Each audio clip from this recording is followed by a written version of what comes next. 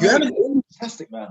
I got to say to you, the website, nothing new has been written on it since 2007. So the message is really advanced. So it's really at the level now. Yeah, I use it a lot. It's really, I haven't bought the book Quest. I want to buy it. I just haven't gotten around to it. But yes, no, I like it all. I like how you formatted the website, and love all the work that you're doing. Yeah, there's a ton of new stuff coming out. This is like the first sort of new wave. So I'm kind of planning doing loads more of these kind of talks. That's great. That's great. So, okay, I guess we can begin. Okay, I guess we can. So how does this work? So just basically, I just make sure. I just gonna make sure I can share my diagrams. Hang on. So share screen. Go to my diagrams. Okay, that's fine. Okay, so basically, like tonight's talk is going to be about this question of system change or paradigm shift or shift in consciousness. I mean, people talk about it, but no one knows how to do it.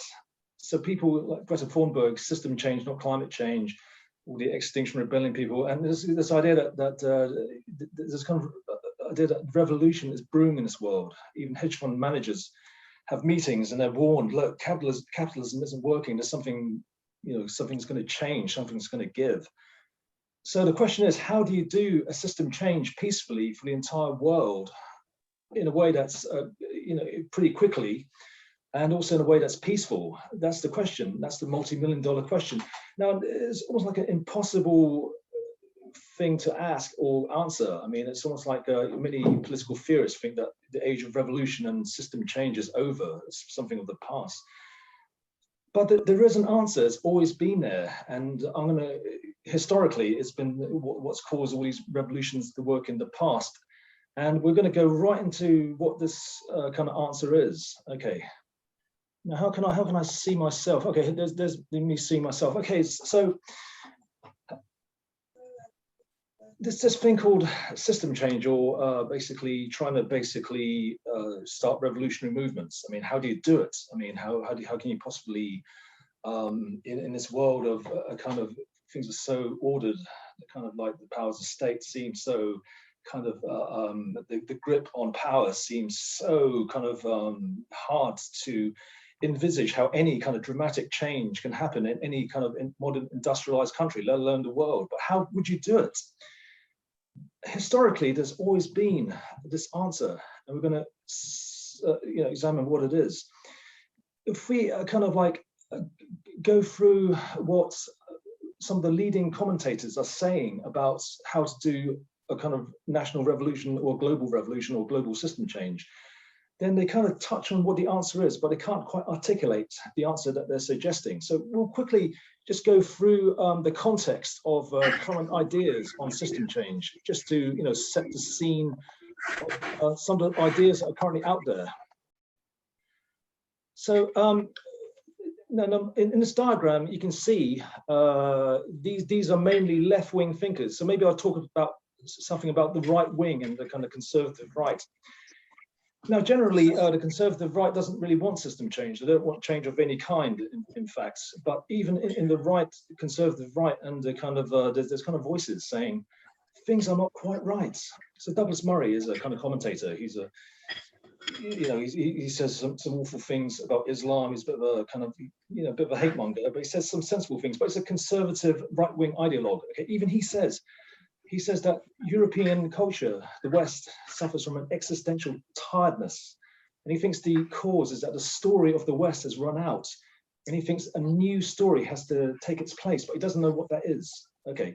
And someone like Jordan Peterson, again, another conservative thinker, he calls himself an English liberal of that kind of mindset. But he's really a conservative. And if he says things like, you shouldn't try and change things. If you try and change things, you only make things worse, because that's a very liberal mindset. Sorry, a very conservative mindset. Now, even he says basically that he's not sure that the current system has the answers to do with global warming, to do with ecological collapse, and to do with this kind of like this real social unrest brewing especially you see it in the United States. So even voices from the right are saying that things are not quite right now. Now, if we look at a diagram, we just go through some of these kind of like left-wing kind of more progressive leaning voices. And what are they saying? Okay, what are they saying? Chris Hedges is a Pulitzer Prize winning journalist, and he's always clamoring for revolution. So he's quite hardcore. Now he is saying that in order for the revolution to happen, there needs to be a new ideological framework. He thinks that without this new ideological framework, all these protests, all these kind of social movements now will come to nothing. Okay. Now, David Harvey is a hardcore Marxist academic based in the UK. Now, he's written lots of books about Marxism and about, especially after the economic collapse in 2008, his books really have been selling well. So a Marxist theorist and also academic says, what needs to happen is a revolution in mental conceptions. Now, he doesn't know where it's going to come from, who it's going to come from. So presumably, it's also a revolution needed in Marxist thought. So he knows that Marxism doesn't have the answers. Now, Slavoj Zizek and Philip James, these are, again, left-leaning kind of thinkers. They think what's necessary is a cognitive mapping. They don't know what it is. They see it as a kind of analysis of the situation now, where we need to be and how to get there, but they have no idea what it is. What is this cognitive mapping? And Yuval Noah Harari, who is, I guess, more left-leaning, he says that basically the problem is that neither the left nor the right, he says, that what strikes him the most, can actually kind of articulate a serious, meaningful vision of the 21st century, of the future, and how we can actually realize this kind of like cooperation narrative, or how we can get to this better place. So really, the answer we think has to do with ideas. So this is like the power of the idea. Then what is that idea? Okay, we can roll off the cliches. The pen is mightier than the sword. Knowledge is power. You can resist an invading army, but you can't resist an idea who's come. And surely, in the age of information, the internet, and mass communication, surely ideas should be more powerful. If an idea can emerge that can cut through the porn and the kind of fake news, then if an idea can emerge that can cut through all the rubbish, then surely that can really spread. So we can go on. Power of narratives, it's not a new idea.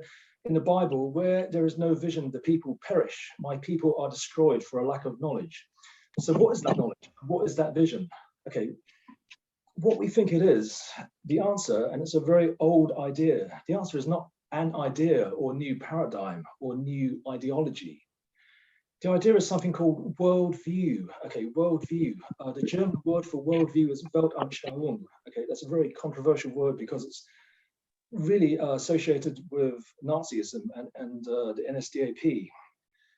Now, it's really a German word. It's basically from the German philosophic intellectual tradition. And now, in English, there's no word like it because Weltanschauung basically means worldview, but it means the sum total of all knowledge in a person's mind, brain, head, but also within society.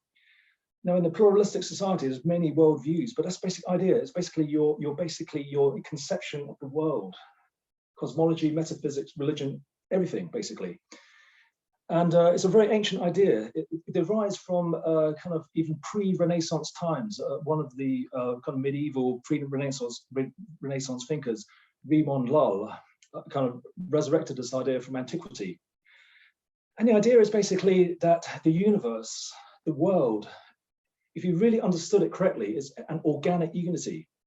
And if you really understood what's happening in the world, history, and the universe, if you really knew what's going on, then your knowledge of the world should also be an organic unity. So all the facts should be interconnected, all the bits of knowledge.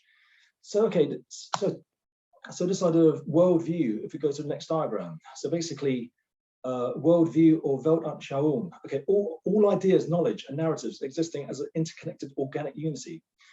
So if you talk about paradigm shift, it's not about shifting a scientific paradigm or political paradigm or legalistic, economic, artistic, whatever. In order to really bring about the system change for a country and for the entire world, you need to shift all the paradigms. You need to shift the entire worldview. The idea, it's not just about shifting one idea. You need to shift all the ideas because all the ideas are interconnected. So how are we going to do that? Well, we're going to explain how we're going to do that. Now, a kind of related ideas talking about the same thing, the anthropologist Anthony Wallace talked about a mazeway. Again, the same kind of thing.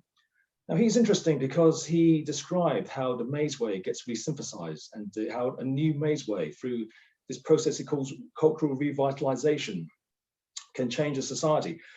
That's interesting. And a philosopher, one of the most influential philosophers of the 20th century, Willard Van Orman Quinn, talked about a knowledge web. Again, the same kind of idea. And if we're talking about cognitive maps, we're talking about the total cognitive map. So you get it. We think the answer has to do with worldview. In order to really start revolutions, you have to change the worldview, and revolutions are based on worldview. We'll explain exactly historically why this is absolutely the case. So we're going to go into a kind of like, now how do I get the diagram off? Okay, stop share. Okay, so worldview. Okay, now we're going to explain why worldview has been so important and why it's absolutely necessary to start revolutionary movements. Okay, so the first thing to examine, first revolutionary movement to examine, is the English Civil War. Okay, it's called the Glorious Revolution. We're not taught. I can't remember being taught that in school. It's actually the Glorious Revolution. It's called. It was basically the English Civil War. So Oliver Cromwell, Roundheads versus Cavaliers. Now, if you think about it, there was an existing worldview. Okay, I'll tell you what that existing worldview was. For hundreds of years before the Renaissance, before the English Revolution, the English Civil War, the Glorious Revolution, there was a dominant worldview, and all kind of historians agree that this worldview held the peace. It kept power. It kept those in power for hundreds of years. That worldview is this. Okay, there was a cosmology and a metaphysics. There was a cosmology of a great chain of being. So the universe is a great chain of being. At the top is God. Okay, it's metaphysical and cosmological. And then below God are the kind of angels and seraphim and kind of like, kind of angelic beings. And then below that, you had the king. Below that, you had the first, so-called first estate, the kind of priests and the pope and the bishops and stuff. And the second estate, the kind of aristocracy and the knights and the kind of landowners. Below that, everyone else. Okay, and then below that great chain of being, you got the animals, and then right at the bottom, you got ants and termites, and below that, you have kind of all kinds of stuff. You see, it's a kind of like a chain of hierarchy. It's basically a chain of hierarchy. Now, associated with this cosmological, metaphysical picture of the great chain of being was this idea of the divine right of kings to rule. So all Europe was basically, people were indoctrinated into that belief. Okay. Now, if you wanted to start a revolution, then basically people would say, but no, hang on, the king has the divine right to rule. And then people might go, but who says that? Well, the Pope says that, the bishop says that, the archbishop says that, the priest says that. So, let's forget the revolution then. So if you think about it, if everyone believed in the divine right of the king to rule and the great chain of being, there is no English Civil War, there is no glorious revolution. Forget it, there's no new model army, there's no Oliver Cromwell, think about it. There's also no revolutions happening in Europe, French Revolution, even the American Revolution, etc. So this great chain of being and divine right of kings to rule was challenged by a new worldview that emerged during the Renaissance. We'll discuss this later on more in depth. And so the king at the time of the Civil War appealed to the great chain of being and the divine right of kings to rule. Look, don't rebel because I'm the king and it's, God says so, but people didn't believe it anymore. So finally, Parliament was able to establish power over, England, Scotland, and what became the United Kingdom. Okay, so worldview was essential, a change in worldview for that revolution to happen. Okay, that's our first exhibit. Now, our second exhibit is a philosopher called, Gottfried Wilhelm Hegel. Okay, Gottfried Wilhelm Friedrich Hegel was one of the giants of the German Enlightenment, the German Romantic movement. He's a huge figure. He was the man in terms of, philosophic greatness at that time. The great Bertrand Russell, perhaps the most famous modern kind of British philosopher, began life as a follower of Hegel. Now, he had another very famous follower, which I'm going to talk about in a minute. Now, Hegel, who worked in the kind of late 18th century, early 19th century, As a young man, he analyzed all the kind of revolutions before, which meant English Civil War, the Glorious Revolution, the French Revolution, the American Revolution. He said basically, he wrote as a young man, he said that a secret revolution occurred before the physical revolution occurred. Okay, he called it a secret revolution. He called it a spiritual revolution. It had to occur before the physical revolution could occur. He called it a revolution in the Zeitgeist. So Hegel's famous for his expression Zeitgeist, which means the spirit of the times. And he said basically that people were astonished by the results of the physical revolution, the kind of storming of the gates of the Bastille to overthrow the king, because they were unaware of the secret revolution that preceded the physical revolution. And this secret revolution was absolutely essential. He was really talking about a revolution in the realm of ideas, because basically his idea of zeitgeist and spirit of the age coalesced in minds of philosophers and thinkers into ideas.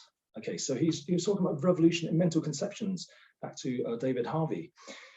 Now, as a young man, he thought that by applying the ideas of Immanuel Kant, who was huge just before him, a generation before him, a hugely influential philosopher. So in philosophy, people often talk about, the kind of pre-Kantian period and post-Kant. So he's a huge name. Hegel believed that the ideas of Immanuel Kant would lead to a reform of all knowledge, a new worldview that would instigate the revolution to happen in Germany. Okay, now it didn't, and he became very disillusioned with the French Revolution. In fact, these kind of history books record that he didn't meet Napoleon, but he saw Napoleon, and he was very inspired by the French Revolution. But he became very disillusioned, and in his later years, he believed that the Prussian monarchy was the ideal state of political organization. So he became very conservative in his old age. Now his ideas, the ideas of young Hegel, or the left-wing revolutionary Hegel, they were kind of taken on by a kind of intellectual movement called the Young Hegelians, or the left Hegelians. Now, one of the left Hegelians or young Hegelians was, you would have heard of this guy, his name's Karl Marx. Okay, so Karl Marx took the ideas, he was a keen follower of Hegel. Okay, he changed, people developed, he critiqued Hegel later on, but he began as a follower of Hegel. Essentially, Marxism is adapted Hegelian worldview, which was designed to start a revolution in Germany. So think about that. Now, Karl Marx changed Hegel's system, made it materialist, took out the religious elements. When Hegel talked about Zeitgeist, ghost, the kind of ghost of the times, he was talking about the Holy Geist. So Hegel's philosophy is essentially adapted Hermetic Christianity. Hegel's philosophy is essentially a kind of religion in philosophic language. That's not a controversial statement. Okay, that is basically what most kind of historians believe. Now, Karl Marx obviously is a avowedly atheistic thinker, but his ideas are adapted Hegelian worldview translated into the mid-19th century with adaptations and a lot more political economy. Now, Hegel also did political economy as well, but obviously Karl Marx expanded on that kind of area. Okay, so now think about it. Now think about this. Karl Marx was working away on his own in the British Library, kind of supported by Engels. Okay, just a few miles from here, where I am in London, in lockdown London. And so Karl Marx, this guy working on his own in a library. Okay, 70, 80 years after his death, more than one third of all the people on this planet are living under Marxist regimes. You're talking Soviet Union, China, a lot of African countries, etc. If you include all those capitalist countries, those social democracies who were either influenced by his ideas or had to implement social programs to counteract possible Marxist insurrections, then you can see that Karl Marx's ideas were hugely influential in a very short space of time. Okay, think about that. Okay, so he literally system changed a good part of the world for a very long time, and his ideas are very, very influential still in China. Okay, so Marxism is not dead at all. It's basically a system that has really influenced the world, and basically some people believe, obviously the Chinese Communist Party believe, that Marx's ideas have really been the key to what they've been able to achieve. Okay, so that's very controversial stuff, I know, and not in China, I mean, obviously. Okay, okay, that's our third exhibit. Now we move on to our fourth exhibit. Okay, so worldview, Hegelian worldview, Marxist worldview, kind of English Civil War worldview. It changes things. It basically brings down governments and it basically changes the world, okay, potentially. Okay, our fourth exhibit, which is really controversial, okay. So basically another guy, very influential and also infamous 20th century politician, used to go on and on about worldview, Weltanschauung, he used to go on and on about it in his speeches, in his private interactions, in his book called Mein Kampf. Okay, you know who it is now, it's Adolf Hitler. He used to go on and on about Weltanschauung, okay. So basically he writes the founding of the early Nazi party, he writes basically when he first met them, he wrote that in Mein Kampf, he wrote that these 6 or 7 sad losers, no, he didn't say sad losers, he wrote poor devils, these 6 or 7 poor devils, what chance did they have of starting this revolution to rejuvenate Germany? It was hopeless, they were unknown, they were young, they're naive, and how could they possibly hope to start a revolution? But then in the pages of Mein Kampf, he tells you exactly what he's going to do and how he did it. Now, in Mein Kampf, in his speeches, in his personal interactions, in Mein Kampf, paragraph after paragraph, page after page, entire chapters devoted to the subject of worldview, Weltanschauung. Okay, worldview and propaganda, worldview and a kind of party organization, worldview and implementation, worldview and government policy, how the worldview comes into being. So it goes on and on about it and the central importance of worldview. Now, okay, this is, I know this is dangerous, abhorrent stuff. I mean, basically, look, all my kids are mixed race, basically. I'm not blonde and blue-eyed and Aryan. So basically, I mean, the stuff is kind of racist, obviously anti-Semitic. But something went on in what he did that actually succeeded. These 6 or 7 poor devils, okay, just 12 years after the first meeting, okay, they took over a major, modern, industrialized, culturally advanced country, Germany. They took power.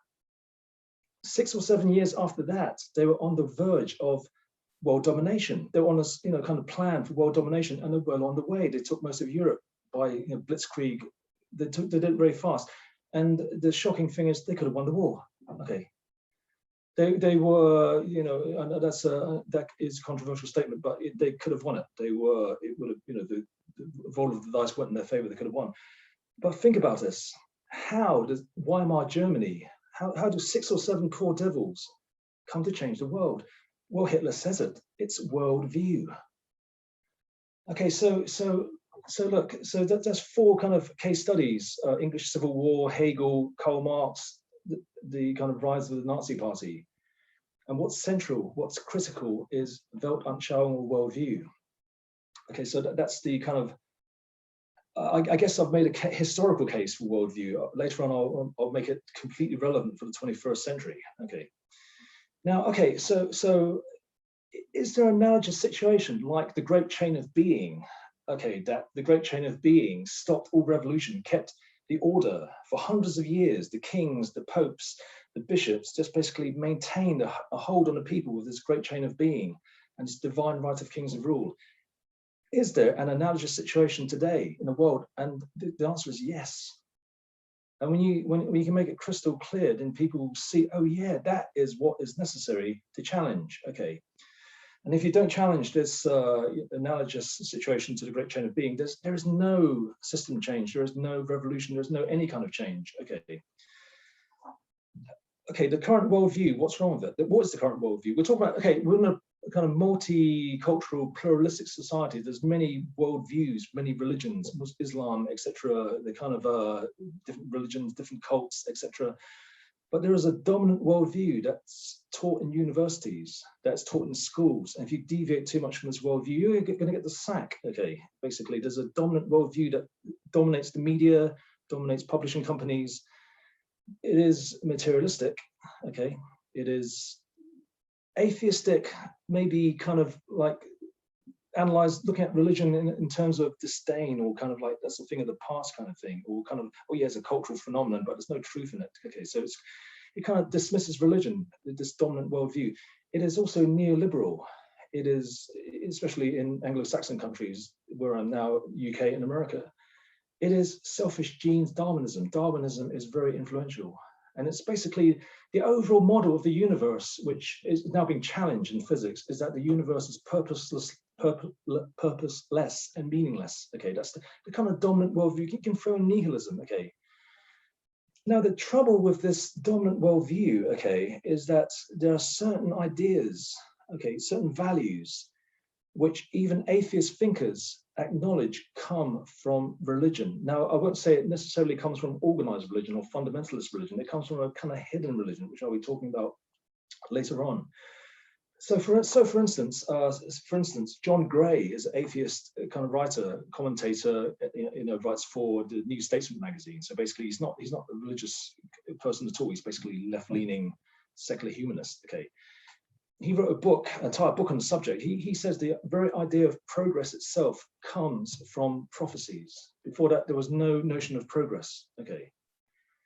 We could also add in Plato's Republic the notion of the philosopher king. Okay, what it says is basically the philosopher king leaves the cave of illusions as a mystical experience, experiences the transcendent good. Okay, returns into the cave of illusions, and the job of the philosopher king is to lead society towards the good. So that's another idea of progressive politics.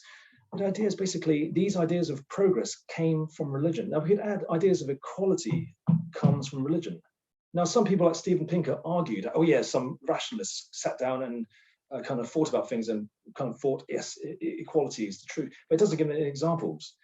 There's a much better explanation of where equality comes from. It comes from religion. It comes from notions of everyone being the same in God, that somehow we're made from the same soul. In Christ, there's no Jew, there's no Greek, there's no slave. Of course, in Christ, we're all one. And it recurs in the Quran, the Bhagavad Gita, you name it. That somehow, yes, on all dimensions, humans are unequal.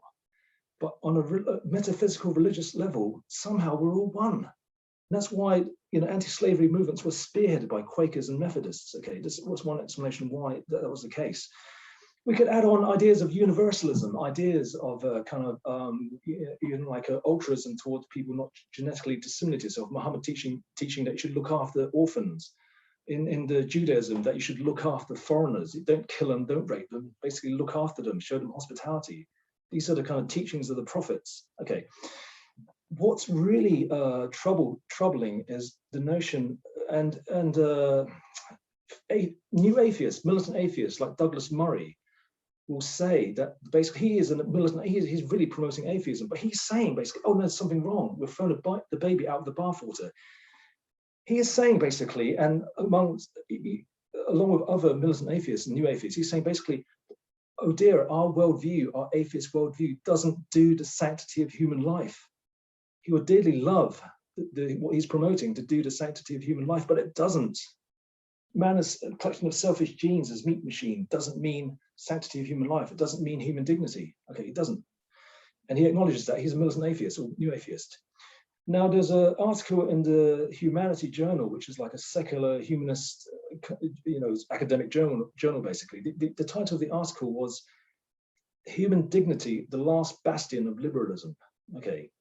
And what it was a review of 4 books written recently. This article came out a few years ago. And all these books tried to establish human dignity on grounds using arguments that were not religious, using philosophic arguments, using tortuous logical arguments, using legalistic arguments. And the author had to say, but basically none of these arguments basically came to anything. They just didn't do it. So where does human dignity come from? We're going to go into that. Okay. So it seems that the human dignity, the last bastion of liberalism itself, doesn't have any bastion. Now, the UN preamble on human rights, whereas the inherent dignity, the equal and inalienable rights of all members of the human family, is the foundations of freedom, justice, and peace in the world. Well, the sad fact of the matter is... doing live talk. Sorry? Wai Tsang's doing a live talk. Okay. I thought it was from next door. Okay, look basically, this preamble, the foundations of freedom, justice, and peace in the world themselves don't have any foundations, and that's the sad fact of the matter, isn't it? They're pushed to the back now, I think. So it's a bit of background noise there. Can we quieten that down, or can we? Susie, can you mute yourself? We can hear Oh, you. sorry. Thank you. It's kind of like, yeah, it's kind of, it's distracting. Okay. So basically, that's a problem. So sanctity of human life, human dignity, the modern worldview doesn't do it. So if the foundations of freedom, justice, and peace in the world don't exist anymore, then we basically have the situation we have in the world right now. Okay. The problem is worse than that, because basically what the modern worldview does support, you think about it, what the modern worldview does support is exactly the dominant political culture of the 21st century. You think about it. Okay, what is it? Neoliberalism. There's this philosophy called Ayn Rand. Ayn Rand is hugely influential in the US Republican Party. She's huge in, she started a few years ago, but she's huge in Silicon Valley. Now her philosophy is called objectivism. And basically her idea is absolute selfishness is the ultimate virtue. That sounds insane, doesn't it? But she writes books, films that argue that absolute selfishness is the only virtue, basically, based on what we know about the world and the universe and science. Okay, now she actually said that basically the ideal context for practicing her philosophy is laissez-faire capitalism. Okay.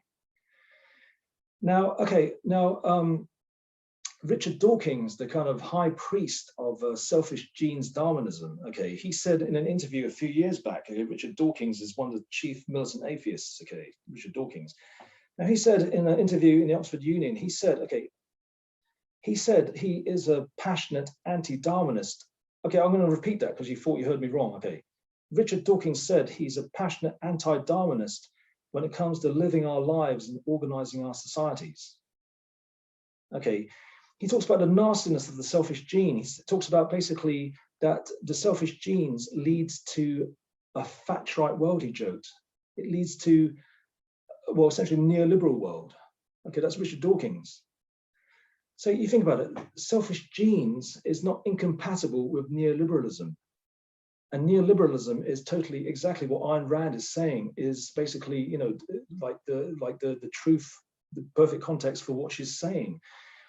A US Library of Congress study showed that basically Ayn Rand's books, her book Atlas Shrugged, according to a kind of US Library of Congress study, is the second most influential book in America after the Bible. You think about that.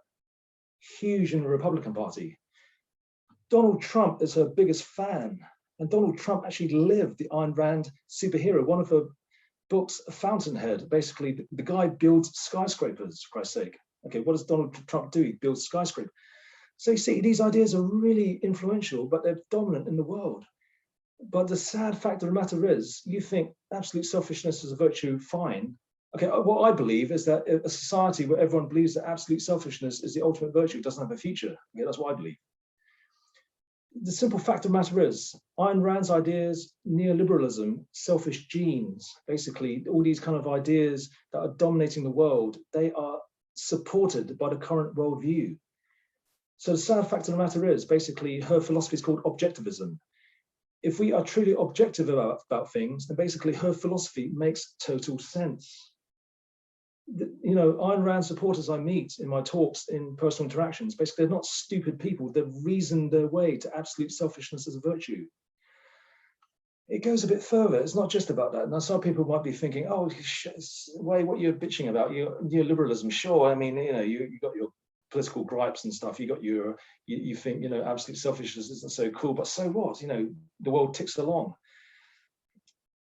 There's another consequence to the current worldview, and it has to do with Darwinism and selfish genes.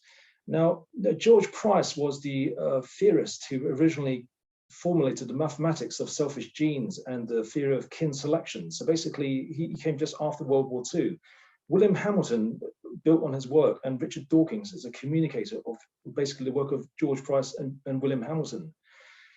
George Price showed that the mathematics of altruism, basically kin selection, we are kind to people because we're hardwired to be kind because we're really being kind to our own genes.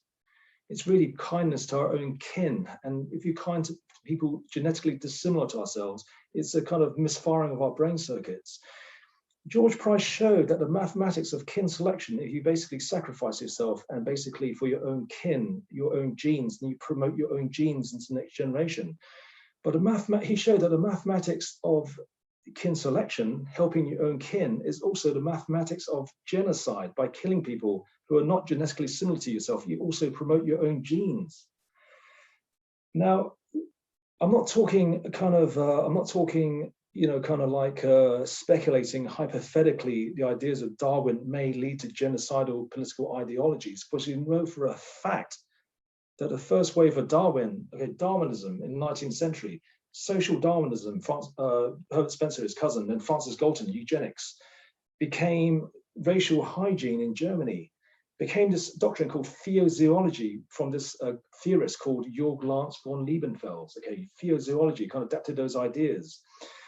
Young Hitler was a great fan of Georg Lance von Liebenfels. Georg Lance von Liebenfels had a magazine called Ostara, and the people living with Hitler in the Doss house he was living in before World War I and he joined the army, said he had the complete works of Georg Lance von Liebenfels.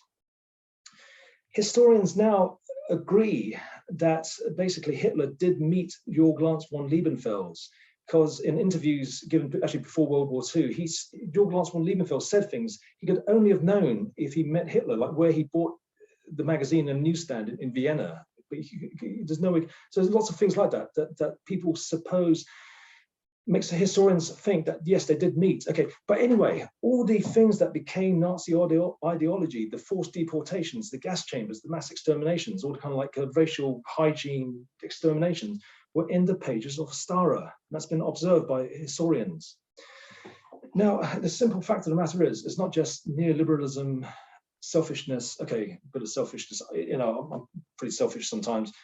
Absolute selfishness is the problem. Okay, neoliberalism is not. That's not just the problem. Okay, so many conservative party people might think, you know, forget. No, we are neoliberals. We know we like our Ayn Rand. It's not the problem. Is not just that. The problem is genocidal ideology. You don't just reason your way to Ayn Rand absolute selfishness. You also reason your way to genocide. Now, the Waffen-SS followers Hitler, they kind of went to their graves thinking Hitler was right. Okay, they would have thought, oh yeah, we lost the war, that was too bad, you know, we thought we were going to win. Denazification was a drag, but they thought Hitler was right, essentially. Okay, but given their worldview, given their scientific worldview, that, you know, even before the work of George Price, what their worldview was perfectly consistent with the science at that time. Do you get it? So basically, the problem with today is basically not to kind of like replace an ideology or to basically, you know, have a new manifesto or a new social movement. If you don't challenge the existing worldview, it comes to nothing. In exactly the same way as the divine right of kings kind of held power, you replace one set of neoliberal Ayn Rand, you know, genocidal maniacs. Basically, a generation later, it will return unless you replace the worldview. Okay, that's the essence of the problem with the existing worldview. Okay, so oh gosh, time flies when you're talking about these kind of things. I mean, really seriously. I mean, did I tell you a funny story? I mean, you know, when I'm by myself, I rant and talk about like this to the walls. You know, so it's such much better. I'm talking to some live people. This is great. But what we discussed with the organizers, basically, we're going to take some questions. Okay, so take some questions, and then any points to clarify or any objections, and then we'll roll along. So any questions at this point? And then we'll show you what the worldview is that's going to challenge the existing worldview. Okay. So who's going to... So Sam, how does this work? I mean, how do I take questions? So you can either type them in the chat, guys, or just unmute yourself. Okay, so any questions? Well, has anyone raised their hands? Yeah, yes, please, Wai. Oh, where are you? I can't see you. I can't see you. Who's that? That's Nicholas. Oh, I can't see you. Where are you? Where are you? Hang on. Nicholas. Okay, view. Gallery view. Nicholas. Oh, Nicholas Mitchell. Okay, there you go. Okay. Okay, you're unmuted. Oh, how you go? asked to unmute. What do I do? What do I do? We should rehearse this. I mean, can you speak up? Yeah. Can you hear me okay? I can hear you. Okay, great. I can hear you. Yeah, so this is very, very much along my own line of thinking. So just 7 years ago, I started asking questions. What's the gender conflict? What's the neoliberalism? And it's exactly as you said, when you create a worldview or narrative, overriding narrative that appeals to our base instincts, I suppose, or our childlike desires, and then you look forward, say, 40 years from then, and then you look at the wealth distribution and how that's gone, and it does seem to be an ODS kind of sense of urgency, and that if we keep, like you say, it's going right back to the way in which we think, which is inspired by the worldview, and a narrative that we subscribe to. So my question is, looking at how to rapidly change a worldview, I wondered what your thoughts were on the renaissance of psychedelics as a means to inspire a change of thought, of revelation from the inside out, if that makes any sense. It's funny, Nicholas. It's funny. That's exactly what we're going to talk about in the next section, the Renaissance. Funny. I mean, I was going to gauge how many psychedelic people are. There is psychedelic material I've prepared, but I was going to gauge how many psychedelic people are. There's exactly what we're going to talk about next. So I'm going to ask you a question for the next section of the talk. Okay. Okay. So any other questions about the previous, or Tom and Tom Sharon? Yeah. So I just wondered what you see, if you see any, as a correlation with worldview and consciousness. So for me, they're linked. And I would say if you go up a level of consciousness, your worldview changes. Do you see a correlation? Oh yeah, no, absolutely. In fact, the worldview that came out in the Renaissance, which we'll talk about in a minute, was exactly about consciousness alteration. Absolutely. It's not just about intellectual thoughts. It really is about. It's not just about the happiness of the people, well-being, which is obviously really important. The worldview that emerged during the Renaissance was a kind of religious worldview. It was a mystical worldview. They weren't just talking about being happy and nice and well-organized society. Okay, I'll go into this later on in the talk. They were talking about unity with Godhead. I kind of given away some of the surprise later on. Okay, so there's the talk you came to in Bristol was, what I talk about. There's a worldview that emerged during the Renaissance. There's key books. This is not speculation. This is basically, we'll examine those books in the next section. Basically, it was all about a shift in consciousness. Yes, it was about revolution. Yes, it was about overthrowing kings and shaping society and technology and science. But fundamentally, it was about a shift in consciousness. It was about union with the state of consciousness called being one with God. Okay. Okay. So you came to the talk in last year, so you know exactly what the next section is going to be. So I kind of destroyed the suspense there, okay, and the surprise. Okay, it doesn't matter. Most you know me anyway, so kind of what's going to come. Okay. So any other questions? One more question, then we'll kind of move on. Yeah, I can ask a question if I may. Who's that? Nicholas again. So who's that? Who's asking a question? This is me, Linus. I don't know if anyone. I see you. So I just want to see if I'm understanding the story right. So you've talked about different ideologies, and you've mentioned like Marxism, and you've mentioned Hegel, and idealism, and then you talked about Ayn Rand's libertarianism and neoliberalism, and you've sort of said, okay, so all of these things have like a materialist component, and they're devoid of like some sort of spiritual thoughts that is kind of depriving modern society of a certain way of living. So do you see other countries that are kind of maybe more theocratic, that they have this thing that we're lacking? Okay, good question. Actually, that's a really good question. Now, basically, I think the process of secularization and the kind of spiritual darkness is something that's happened the world over. I know people think, oh, but India, isn't that spiritualized? It's got Bhagavad Gita and Upanishads. But well, no, it's actually a very superstitious country, but it's not necessarily spiritual. Do you know what I'm saying? Okay. So I think there are pockets in the world, but you know, when I was young, I thought Tibet was really spiritual, but then you read about history, it wasn't. It's like, you know, it's almost like we recognize the corruption of the Catholic Church and the kind of Protestant Church over here, the kind of stuff. But same kind of, you know, child molestation, child abuse happened in the Tibetan, you know, ecclesiastical hierarchy, and Dalai Lama acknowledges this. So the same kind of abuses that occurred, and the kind of spiritual darkness that we had in the West that we know about also occurred in these, you know, so-called more spiritualized countries. So Tibet wasn't Shangri-La after, you know, the Communist Party invaded, and India is not this kind of like a, you know, enlightened place where everyone's kind of like kind of having mystical experiences. Well, actually, some of them are. I mean, I know, but that's more the psychedelic crowd. Okay, that's something else. Okay, which that's another talk. So there are people smoking loads of charas. Okay, so and we do have these full-blown mystical experiences. But generally, you know, what we have in Hinduism is kind of this Hindu nationalist thing, and that's a good antithesis of what Hinduism was originally about. So I see basically there are pockets, maybe indigenous religion, maybe some new age sects, some new age gurus, little pockets, but the world over, I see the kind of world, the process of secularization has been a kind of world process. And it's because this force of, you know, kind of modern industrialized societies and scientific rationalism has been really, really powerful. So I see a kind of spiritual darkness the world over, waiting for some kind of reawakening of the ancient truths. That's where I see it really.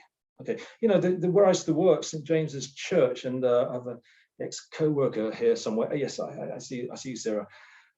It was a real hotbed of New Age activity, and we learn about the New Age. You think it's, oh, this is so spiritual and so enlightened and stuff, but you learn what's behind it. It's all money, money, money. Really, I know the scene. So that my view of, you might call me a cynic, but I think you know, human nature is quite, in terms of certain base instincts, like Nicholas was referring to earlier, is quite powerful, and these religious institutions get subverted, and I think it's happened the world over. So sorry, that's what I think. Okay, Linus. Okay, I think, do you want any desperate questions or any anyone bursting ask a question, then we'll move on to explain what is that worldview that's going to challenge the existing one. Okay, what is it? Okay, so I'll move on then. Okay, I'll move on. So what is that kind of, what is the answer? No, okay, I've given away the secret now. I've kind of like spoiled the surprise. Now this is where it's easy, because the same worldview that's, you know, created the revolutions we talked about, English Civil War, American, French revolutions, and even the Nazi Party and Marxism, they have a lineage from the Renaissance.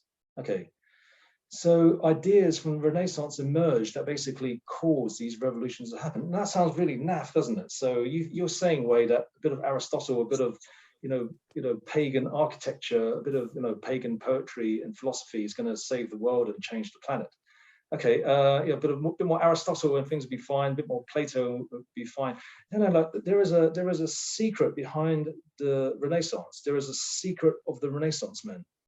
There is a forbidden truth in the Renaissance. Okay, now this sounds like conspiracy theory, doesn't it? No, it's fact. It's absolute fact. And I'm going to show you the absolute texts and the historical, you know, kind of like factoids to show you that this hidden truth has been suppressed.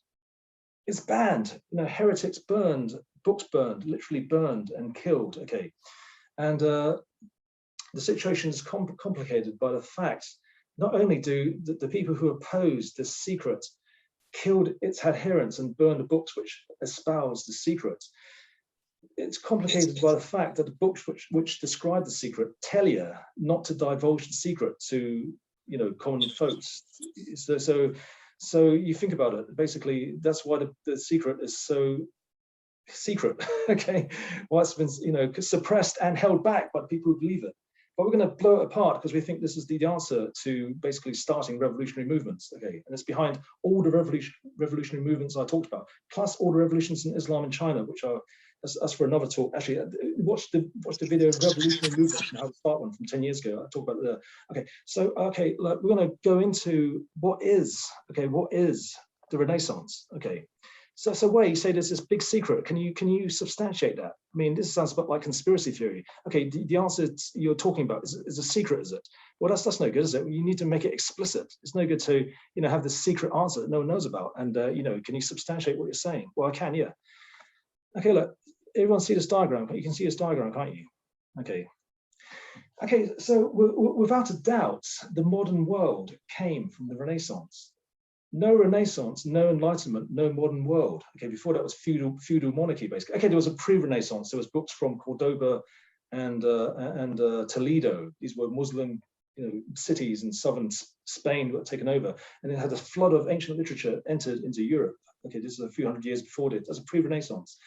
But where it really got going was in Italy. It was in Florence. Okay, the Renaissance really got going. But what happened? We need to understand what happened, because we think it holds the key to solving the problems of this world. Okay.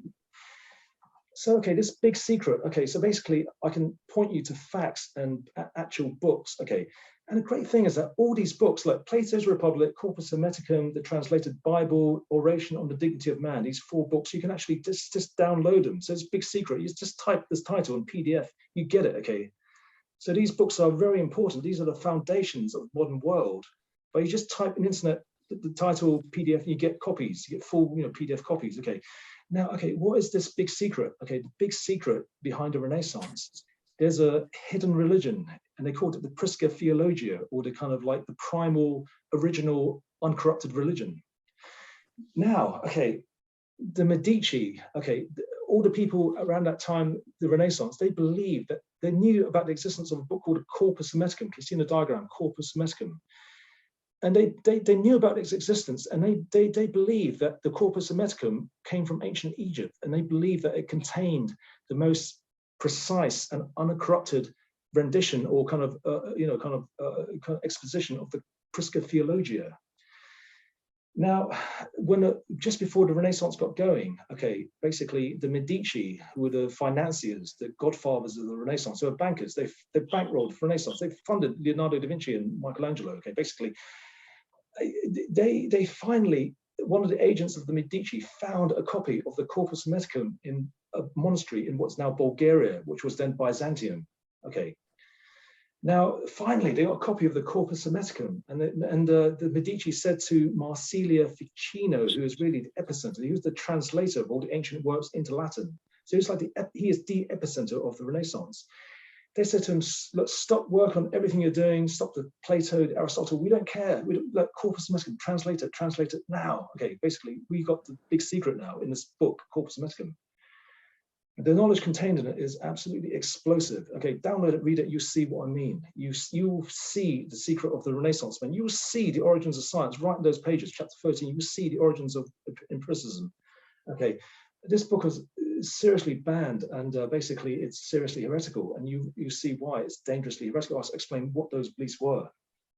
Okay, we just move along. Another book which entered into the Italian Renaissance, which is really important, most important political book ever written, Plato's Republic. Okay, you get words like democracy, tyranny, oligarchy, it all comes from Plato's Republic. So it's basically a really influential political book. And that it was very influential. It talked about, the kind of like a rule by a philosophic elite, by the philosopher king I talked about earlier, leaves the cave of illusions, has a mystical experience, and leads society towards the good. And obviously, there is the translated Bible. So finally, people read the Bible, and there's all the stuff that the Catholic Church banned and didn't let you read. And so it's all there in Common and High German, in English now. Okay, King James Bible, etc., in French. So suddenly, the Bible was translated from Latin that no one read apart from kind of priests and academics into the common vernacular. Okay, I can tell you basically all these books. And then, okay, the last book I should say, okay, the Oration on the Dignity of Man is perhaps the most important book, because it's called the Manifesto of the Renaissance. It's called the Manifesto of Renaissance Humanism.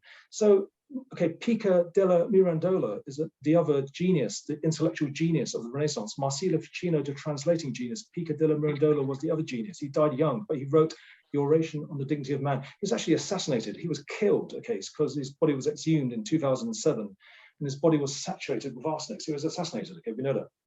We discovered that quite recently. He wrote a book called The Oration on the Dignity of Man, the Manifesto of the Renaissance. And I'll tell you what it is. Download it and read it. It's basically a religious work. He is synthesizing essentially corpus hermeticum and various aspects of the Bible. Okay, so what is it about?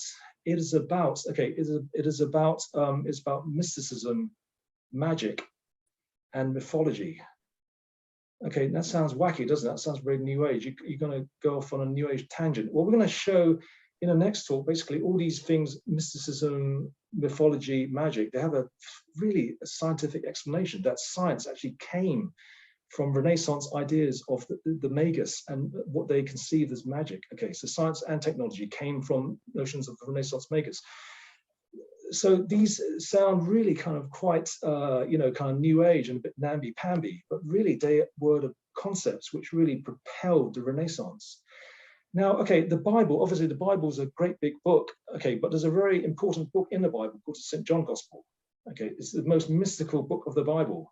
But no, really, seriously, there's no comparison. You know, if you read the Bible, the St. John Gospel is really mystical, contains all the mystical stuff. It's the only gospel where Jesus claims to be God. It is, in terms of metaphysics, it's where the metaphysical, cosmological kind of, mystical actions going on. Now, the interesting thing is, both Marsilio Ficino and later Martin Luther, the Protestant reformer, they thought that the St. John Gospel and the Corpus Hermeticum were written by the same person. And when you read both, you see the deep parallels between the two. Okay.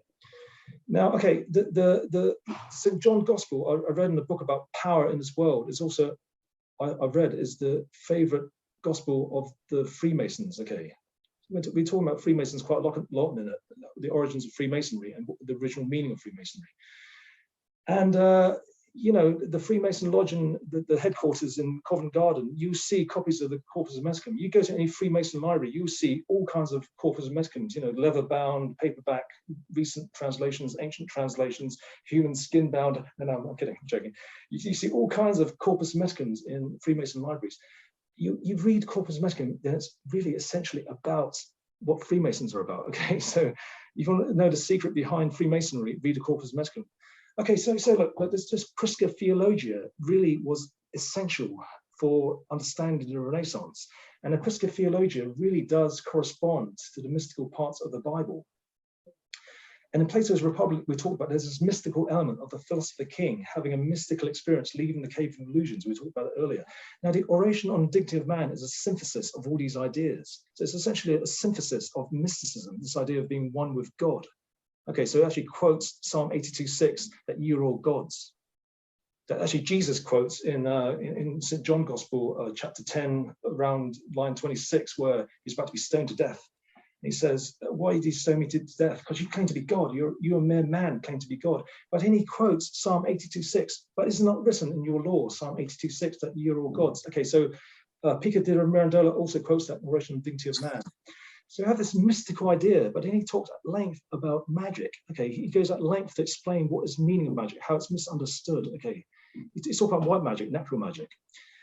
What he's really talking about is technology, because in a line in Oration on Dignity of Man, he says basically that, okay, quote, when thoroughly examined, magic proves to be nothing more than the highest realization of natural philosophy, i.e. science. Now that sounds like such a mundane explanation. There's a highly mysterious dimension to magic as well, but there's a very practical dimension that gave rise to science and technology. You read Corpus Hermeticum in chapter 13, you can see directly where Francis Bacon, the father of modern science, where his empiricism comes from. Well, he writes in chapter 13, it's all about sense and understanding, that you can't understand without sensing the primary importance of the interplay of the two. So empiricism, you measure the world and understand it. And it says that sense and understanding are one, they're intertwined. And in the last lines, it says that it is the organ and the implementation of the will of God. So you see, when people like Francis Bacon read this kind of stuff, it's obvious, that basically he derives his ideas of empiricism from the Corpus Hermeticum. And people like John Dee and Francis Bacon did read the Corpus Hermeticum and all this kind of stuff, Pico de Mirandola. John Dee, who was Francis Bacon's teacher and mentor, had a complete works of Marsilio Ficino and Pico de Mirandola in his library.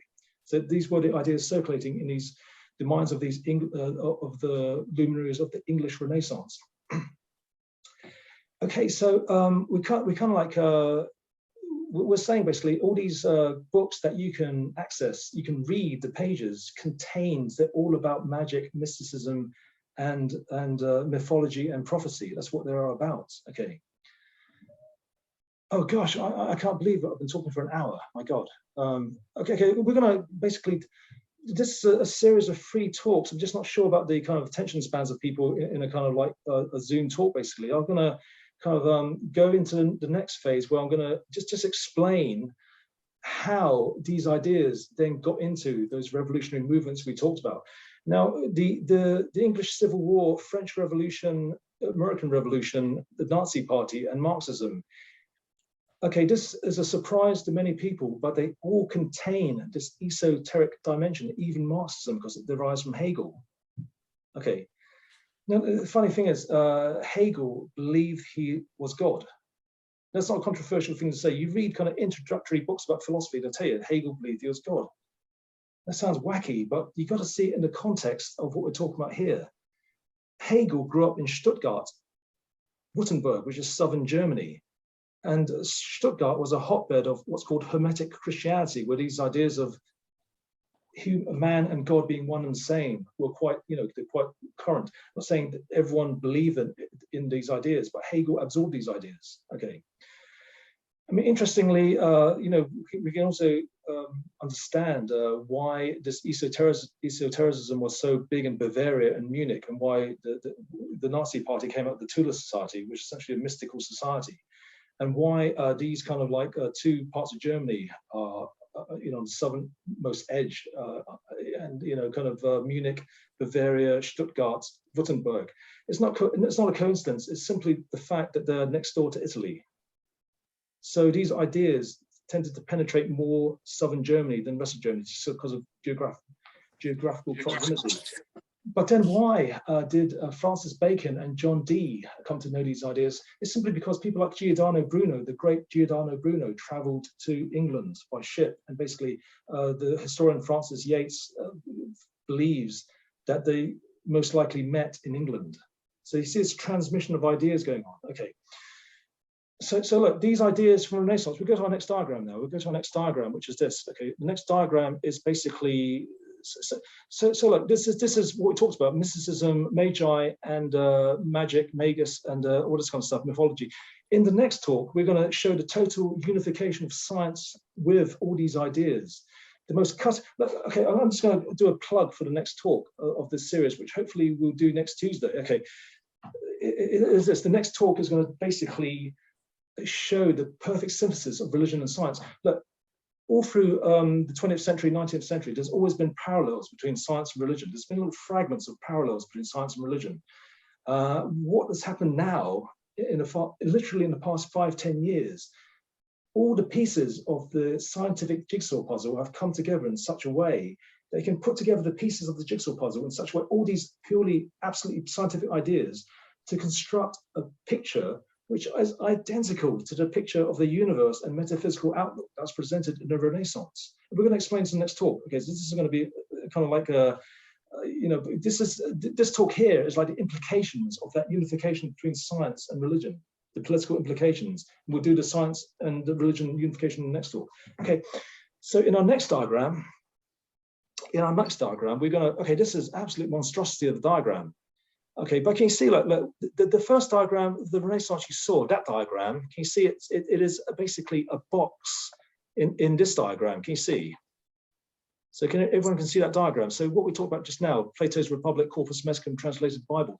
Now, okay, this diagram never makes everyone happy, because I'm tempted to show the lineage of all political ideas stemming from the Renaissance. And it's kind of obvious, isn't it, that basically, all these political ideologies we have now, they did derive from the Renaissance, because without the Renaissance, they wouldn't have happened. We're just putting in some arrows of the main protagonists here. So, take a screenshot, look at it at length. So look, Italian Renaissance became the English Renaissance. There's John Dee, there's Francis Bacon, became the German Renaissance, became the German Enlightenment. There's Hegel, and there's Karl Marx, Vladimir Lenin, communism, the current left wing. There's Hitler over there, Hitler and Guido von List and all these kind of people. And so look, the idea here is basically there is a chain of transmission of ideas, okay? But for our purposes, the important thing is that these mystical ideas relating to you know, this Prisca Theologia, this esoteric religion, was also transmitted to all these revolutions, which I need to explain now. So we're going to complete our history lesson now, just by going through all these revolutions and showing that the English Civil War, kind of French Revolution, the kind of American Revolution, Nazi Party, and Marxism, they all contain this mystical core. Okay, this sounds surprising because Marxism is kind of like expressly atheistic, but I'll show you it is indeed the case. That there is a mystical core, a kind of a religious core based on a corpus hermeticum, and it's contained in all these revolutionary movements. If you combine that idea with the idea that this mystical core can be resurrected completely in the 21st century, and in the third talk, I will show why this mystical ideas of a Renaissance magus, and ideas of prophecies and mythology is systematic to why these revolutions and these system changes were successful. Okay, so when you take these together, that is the kind of like the shape of the forest. And I'm kind of going through the trees.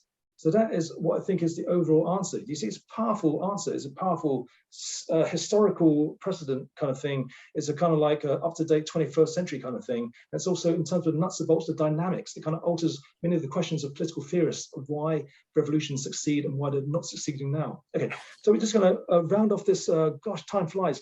Just round off this quite short first part of a series of presentations, just by going through the transmission of these ideas into these revolutions. Okay, look, essentially, Freemasonry was behind the English Civil War. It was behind the French Revolution. It was behind the American Revolution. Basically, all the generals, the instigators, the commanders.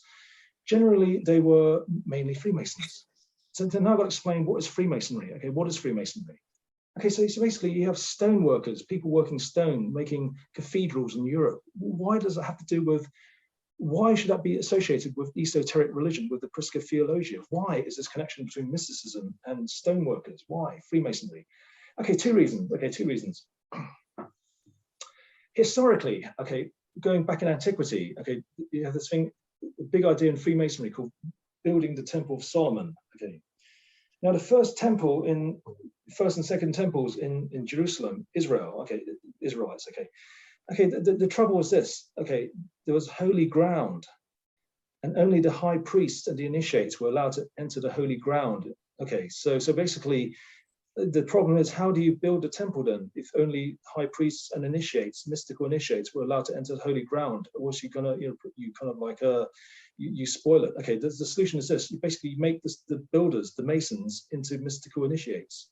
That's an easy solution, isn't it? Okay, that's one reason why historically there's been this connection with masonry, and Freemasons believe that this idea goes way back to ancient Egypt and the pyramids. Okay, now the second reason is more kind of prosaic, it's more kind of like, you know, kind of matter of fact. In the medieval times, basically, masons were elite workers. They were above average intelligence. They could read. They were sophisticated. They were, you know, your intelligentsia. They were your elites, and they were allowed to travel all over Europe to build these cathedrals and big churches. Okay, now because they were more sophisticated, they could read. They were looking for a more sophisticated understanding of God than the Catholic Church or the Protestant Church could give, and they found it in the Corpus Hermeticum, in the writings of Marsilio Ficino and Pico della Mirandola, like John Dee, like Francis Bacon, who's, you know, closely associated with Freemasonry. So in a sense, one way of looking at Freemasonry, it is a religion, and it is basically, it is esoteric religion. It's taken this Prisca Theologia, this hidden religion, and it's taken it underground. And this is why there's heavy connection between Freemasonry and mystical Islam. That's why the Aga Khan is a Freemason, and why his dad's a Freemason, why there's this close connection to the Knights Templars and the Ismailis, the Nazari, because there's this mystical bond between the two. Okay, so Freemasonry heavily influenced by Islam and vice versa.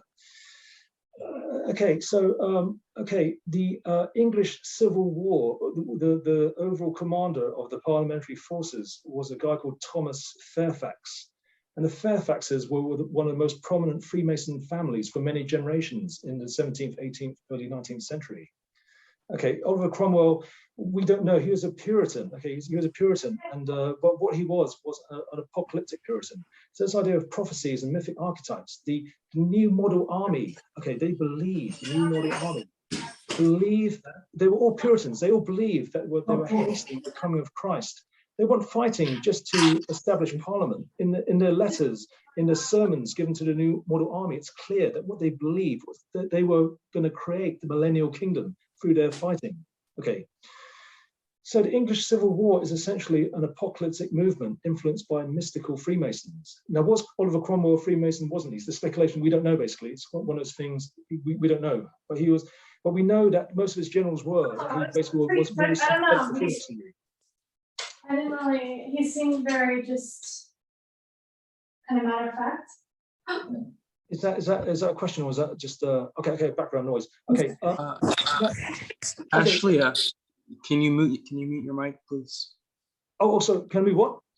Ashley, there. Okay, she did it. It's fine. Okay. Look. Okay. English Civil War, the Fairfaxes. Now, no.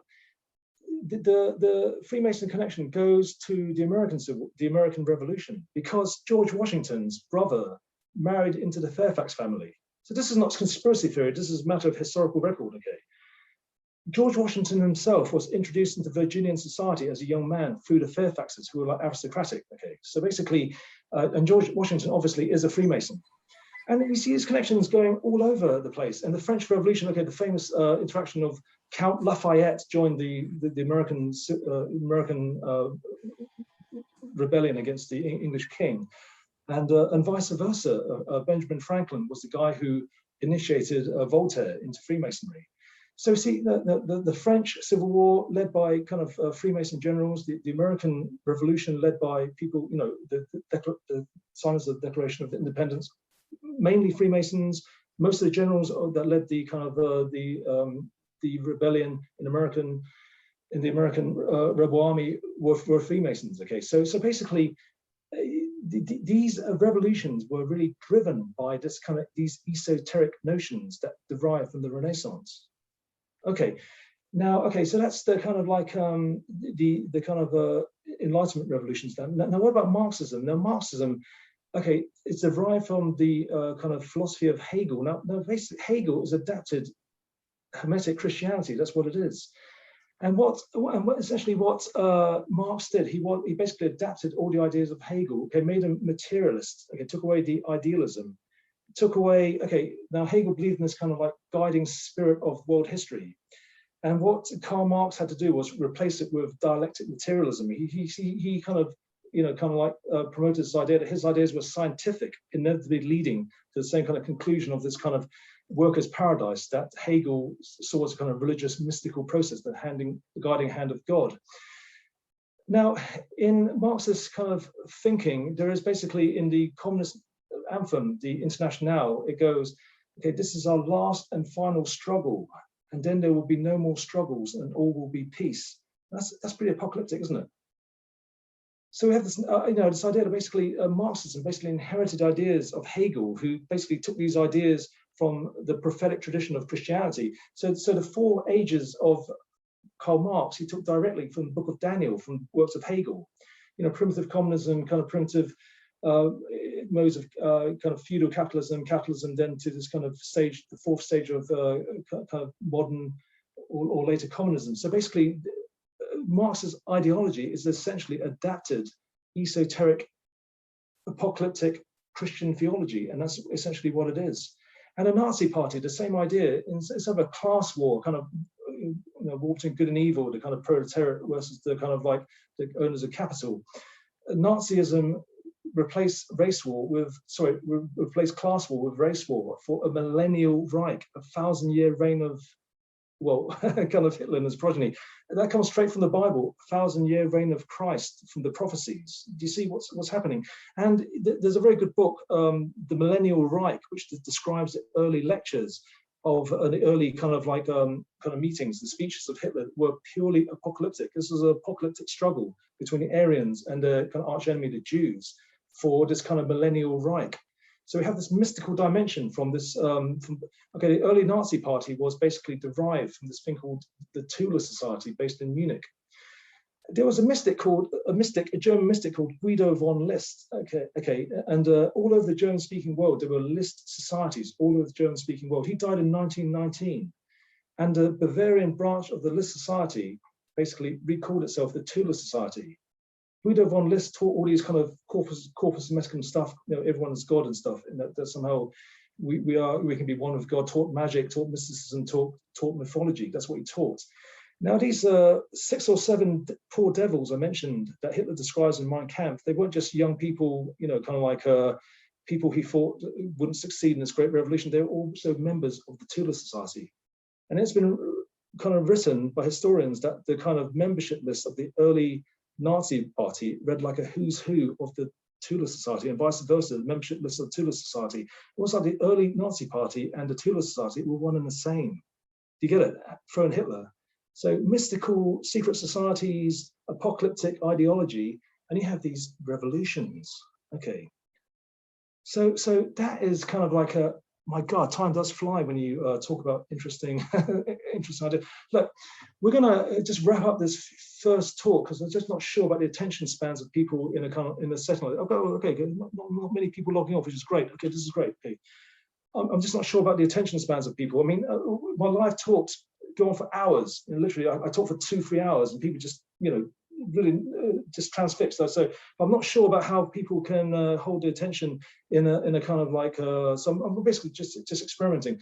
So I'm gonna wrap up this talk, and then we'll take questions. Okay, so essentially, the answer is basically you need a system change. You need to start this revolution. The answer comes from history. Then we analyze all these revolutions. There's something about what's in them, and it comes from Renaissance. And it's basically, if you can resurrect these key truths, these esoteric truths from the Renaissance, then you revive those kind of like values: equality, liberty, fraternity, human dignity, sanctity of human life, equality, progress, that really gave rise to the modern world, and that enabled civilization. So there you have something to challenge neoliberalism, challenge the existing assumptions of modern society. So this is not a history lesson, because yes, it is a history lesson, but it's basically, we can extrapolate from history into the 21st century if we can fully revive this esoteric Prisca theologia for the 21st century. And then in the third talk, we'll describe systematically why it is that these ideas really do propel these social movements to success. Okay, so that's the end of the first installment. Any questions? I have a question. Okay, Nicholas, go on. So it sounds like you're making the case for reviving the Hermetic Order of the Golden Dawn. Yeah, no. Actually, I say absolutely no. Hang on, just let me get everyone on the screen so I can see all your loads of more faces instead of seeing my own diagram. Just let me get me. Oh, what I'm doing. Okay. Sorry, I stopped the share. So what do I do? I stop the share. Then I can see everyone. No, what I'm doing. Okay, just bear with me because I'm kind of quite new. It's terrible, isn't it? It's been locked down for 1.5 years. I'm still working out how to use Zoom, for Christ's sake. My baby daughters know how to use Zoom better than I do. So I just see loads of faces instead of seeing my face, basically. So, hang on. Okay, gallery view, gallery view. I don't want to see me. Okay, here. Okay, great. Okay, I'm very careful to distance myself from the occult. I'm very careful to distance myself from Madame Blavatsky and, kind of Aleister Crowley and, existing cults, and also the New Age. I mean, I had a real kind of, fun experience with the New Age in my previous workplace. That's another story. So I think the question earlier, is any country or any place especially spiritualized? Well, the answer is no. But at the same time, all these spiritual organizations, when you dig deep into them, there's something lacking. Do you know what I'm saying? There's something about these gurus, even like quite prominent teachers. You dig behind the scenes, these cult leaders, and there's something not quite right. I think the only real kind of like way of presenting these ideas is through a pure synthesis of science.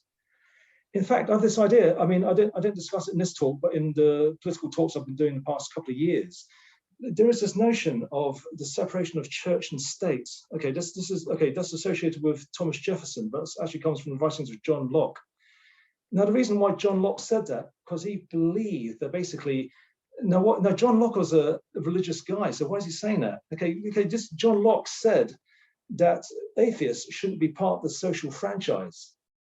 He said atheists can't be trusted to have a moral compass. Okay, so people like Steven Pinker who want enlightenment now. I mean, I don't think he might not want enlightenment now if he knew those kind of passages from John Locke.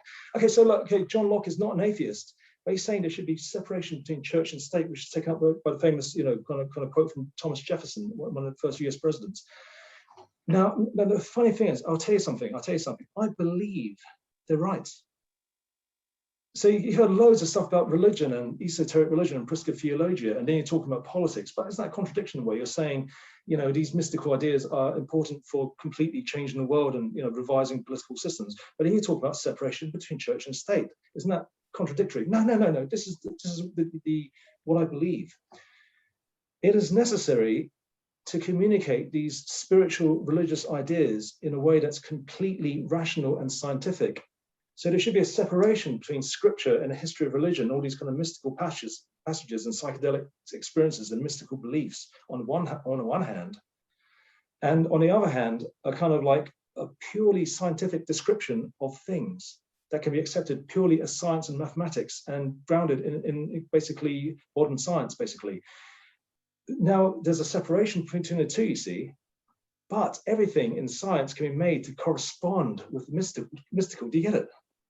So I believe there is a way of communicating the mystical truth in purely scientific terms, but all these scientific terms then completely have their parallels and resurrect the prisca theologia, the hidden religion. So that's what I believe. So, I've really investigated a land of cults and a land of New Age. I worked in a church for 10 years, which was a major New Age center, kind of like went to every single cult in London just to see what they were saying, what they're thinking, and also get their free food and be like cult bait, pretending to be a convert. Hey, I'm really interested in new ideas and stuff here. And you get fed, literally, you have a routine in London and you can just visit a different cult every day and get most of your nutritional needs met. And it's pretty good food because they want to recruit you, They just give you crap food. Okay, so that's my youth. Okay, I just did it in my youth, and things were less. So look, back to the question. Okay, so basically, Order of the Golden Dawn, all this kind of business. I think basically there needs to be a complete revision, and that complete revision needs to be totally grounded in science and rationality. If you want to make it to a mass movement that can really penetrate into the mainstream, then it has to be communicated in purely rational terms. Does that make sense? When you say science, what do you mean? Do you mean like the scientific method, or are you just generally saying science is like the study of something? No, I'm saying, okay, this is the next talk. I'll give you a taster. What I'm saying is that basically ideas have come to the fore in the past 5-10 years, literally the past 5-10 years. So for instance, these ideas have existed for centuries, but they've re-emerged and have become part of modern scientific discourse. One example is Max Tegmark has reintroduced the idea of a mathematical universe, that mathematics is, basically universe is a mathematical object. In an early paper before his recent book, he actually quotes Pythagoras, who says the universe is a number. Pythagoras is the mystic who brought the Greek mysteries from ancient Egypt into Greece. So that's one example of a return of ancient mystical idea, which then explains the idea of a logos in the Bible and St. John Gospel. That's one example. So basically this idea of the universe as a mathematical object, God as a mathematician, that's one aspect. That's the deistic view, that God as a kind of mathematician, as an overarching cosmic process. Now there's other ideas. For instance, Roshan, you're gonna like this, Tero. I know Roshan Tero, I know you're a physicist. There's 3 strands from physics that are all saying that basically the idea in religion of basically purposefulness and meaningfulness, that the universe converges to a set conclusion. I'll just quickly go through this because we have at least one physicist here. Okay, basically Yakir Aharonov, won the Presidential Medal for Science in 2008, was nominated for the Nobel Prize. He didn't win that, but he won the prestigious US Presidential Medal of Science. Now his idea is destiny wave function, time symmetric quantum mechanics. Okay, so that's mainstream science, guy winning major awards, proposing a destiny wave function. That's his words, not mine. He basically takes quantum mechanics, instead of going forwards in time, he makes it time symmetrical. He's saying that there's a destiny wave function from the future pulling the universe to a set conclusion. So when people tell you that science says that the universe is purposeless, well, not anymore. Okay. Now, okay, the two main contenders for the kind of grand unified theory of the universe, okay, unifying quantum physics with general relativity, they are something called string theory and something called loop quantum gravity. Okay, I better get this right because there's a physicist in the audience. Okay. Okay, both these main contenders for grand unified theory of the universe, okay, they both say, okay, that there's a pre-Big Bang epoch, okay, that's a mirror image of this epoch that we're currently in. Now, there's a thing called Cpt symmetry, okay, and these physicists do extrapolate to the universe. What it means is that charge, polarity, and time. Okay, so charge is matter, antimatter. Polarity is basically a mirror image. Okay, you change polarities like a mirror image. Left becomes right, right becomes left. And time, obviously, time. You what we're experiencing time going forwards. Now, what CPT symmetry says, if you reverse any one of those charge, polarity, or time, you have to reverse all the others. Okay. Now, if they're saying that there's a pre-Big Bang epoch that is a mirror image of this universe, then you invert time. And they're saying basically that the Big Bang is not the Big Bang anymore, it's the Big Bounce, it's not the beginning. Okay, this is a head twister, isn't it? So the Big Bang is the Big Bounce. There's a pre-Big Bang epoch, that's the mirror image of this universe where time flows backwards. But it's not flowing backwards, we're flowing backwards. Okay, do you get it? Okay, so this mirror image, okay, it's like a negative, photographic negative. Positive charge is negative charge. Negative charge is positive charge. You know, positrons, electrons, matter is antimatter. Okay, so what we think we're flowing backwards in time, but we're not. We're bouncing back to the origin. So there's a set conclusion where time flows and generates this, what we see as going backwards in time, going to the Big Bang, and then there's a reflection, a big bounce, and we're bouncing back to the origin. To cut a long story short, what it's saying is that the universe is flowing back to a set conclusion. If you merge these three theories, loop quantum gravity, string theory, with this time symmetric quantum mechanics, there's a unified theory of these three ideas waiting to be discovered. And they're all saying that the universe is purposeful and meaningful in relation to that set conclusion. That is pure science. That is cutting edge mainstream science. These are people winning awards studying at Harvard, mainstream universities. And it's revising ideas from religion. In fact, the Hermetic texts, Asclepius, which accompanies Corpus Hermeticum, actually says that necessity follows destiny. i.e., destiny comes first and then necessity follows. And it's the same like time symmetric quantum mechanics. There is that which is necessary, and everything necessary converges to that which is destiny. Do you get it?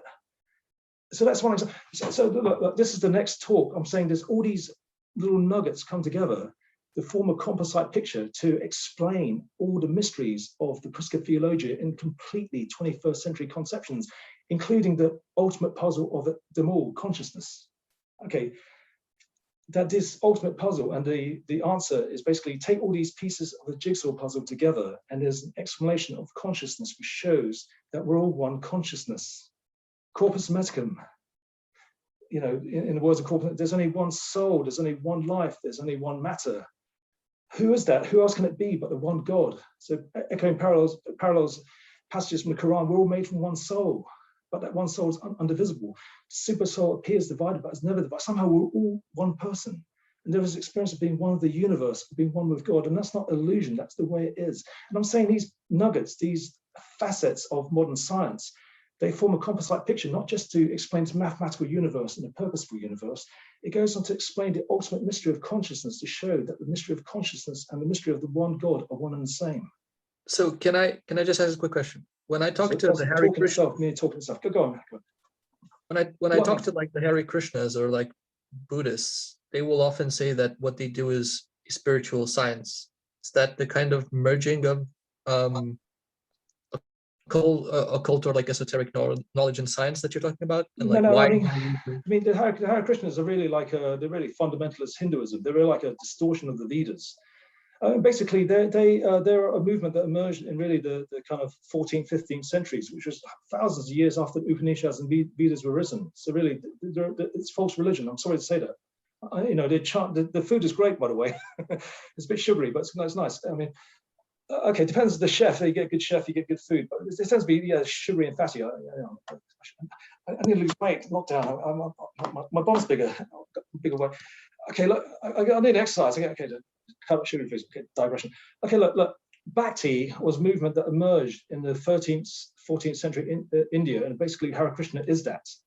There was a philosopher called, the Upanishads and the Vedas is absolutely, you are God. You know, the God, you are that. There's only one soul. Okay, that's what the Vedas are all about. Upanishads are all about that. These were 1,000 years ago. Now, there's a philosopher called Ramanuja. He came out of a philosophy in the 13th century called qualified non-dualism. So things are not qualified. It's sort of one, but not one.